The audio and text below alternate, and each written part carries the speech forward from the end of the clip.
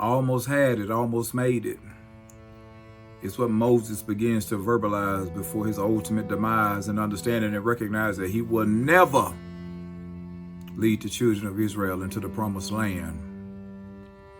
Though he has worked all these years, though he has toiled all these years, though he's given of himself and poured out everything that he possibly could, now, as he stands on the top of the mountain, looking at what would be, there's a recognition and understanding that it would never happen. My work, my love, my sacrifice, my life, ultimately, will be placed into the hands of another. So I passed the baton to Joshua, understanding that I had the opportunity, I had the attempts, I had a remarkable journey up to this point, but I will not make it. I will not set foot in a land that was promised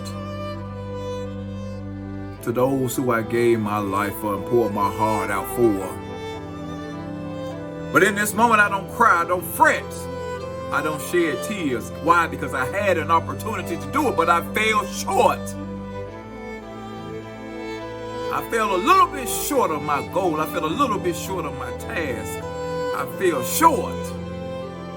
But in this moment, I don't beat myself up. I keep my head held up. I keep my shoulders parched high, because I know there is one that will complete the task that I started. And before I hold my head down, I lift my head up in thanks to God for the opportunity and for trusting me to carry it this far. In this moment, I'm broken. In this moment, I'm battered. But guess what? I'm not shattered. I'm overjoyed. Because I understand that there is one coming who is mightier than me, whose sandals I am unworthy to untie.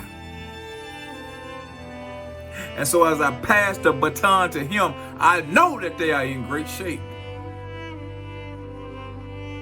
And heck, I may even pat myself on the back for the work that I put in, for the struggles that I endured, for the lies that were told on me, for the things that were said about me. Even my sister and my brother tried to cross me out, but guess what? I hold my head high because I withstood it all. So in this moment of giving up, right before I breathe my last solitary breath, guess what? I still believe. Oh yeah, I still believe. I still believe. Because he didn't lie to me. The promise will still be fulfilled even though I won't make it there. I've sacrificed of myself so they can still make it. I continue to believe and have faith so they can make it. I poured out all that I could so they could make it. And if given the opportunity to start over again, I would still do it so they could make it. This message is to anyone who felt themselves getting so close, but still feel so far away, ready to throw your hands up, ready to throw in the proverbial towel and walk away. You did your best. That's all you can be asked to do in this life. You did your best. You gave it all. You poured your heart out. Even for those who didn't look like you. You poured your heart out. Even for those who didn't appreciate what you did. You poured your heart out. For those who never had a kind word to say, you poured your heart out. And for that, you got to tip your hat to yourself and thank God for the simple fact that you had the audacity to start the journey in the first place. See, we're often judged in completion, but people never take a moment to look at the journey that got us to where we are. Think about your journey. Think about your struggles. Think about the pitfalls. Think about all the things that were meant to take you out. Guess what? They were not strong enough to. What happened? Your heart gave out. And if that happens, I'm okay with it. I worked so hard. I strived so hard. I poured everything that I could, and my heart just gave out. My mind was still in it. My loins were still in it. I was still razor focused on the task at hand, but my heart gave out. That means I did everything that I could. And there ain't no reason to hold your head down when you give all that you can. When the time comes for us to lay down our burdens and our cares, can you honestly say that you've given everything that you can to become your greatest version, to become a kingdom representative, to let others recognize the Christ that's in you? Have you done all that you can for your friends and your loved ones, for your kinsmen and for those strangers? Have you done all that you can, pouring out all of yourself to show each and every one of them who you truly are and who you truly represent? Have you given all that you can? Hey, when you get to that place, you gotta say it was a heck of a journey. So my heart just gave out. But I still had the desire. I still had the fire. I still had the will. I still had the tenacity to try.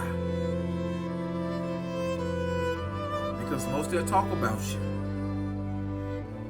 most that envy you, most that try to stand by and watch you stumble, they never tried. Couldn't walk a mile or spend a moment in your shoes. They never tried. So it was easier to try to stop you from getting there. And it's courageous to say, I almost did it, but I fell a little bit short. In your falling short, Jesus is right there to pick up the pieces of your life and carry you across the finish line. So ultimately, you complete the task in spite of your human failures.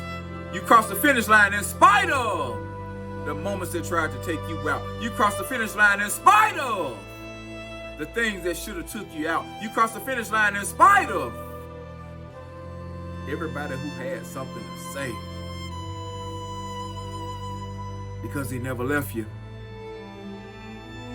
It just transitioned to another individual because your heart gave out.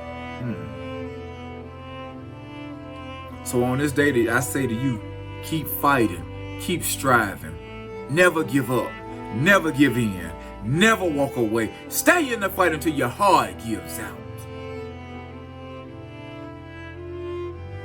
And that's when he'll say, well done, O good and faithful servant. Listen, this is the community elder, your friend Robert Tate. I just stopped by to tell you that I love you. I'm cheering for you. And we're going to see this to the end.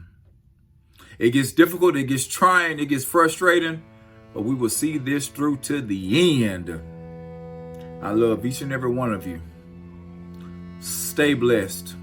Stay encouraged. But most importantly, stay focused. Finish the task. And if you don't, give your whole heart trying to do it. I love you.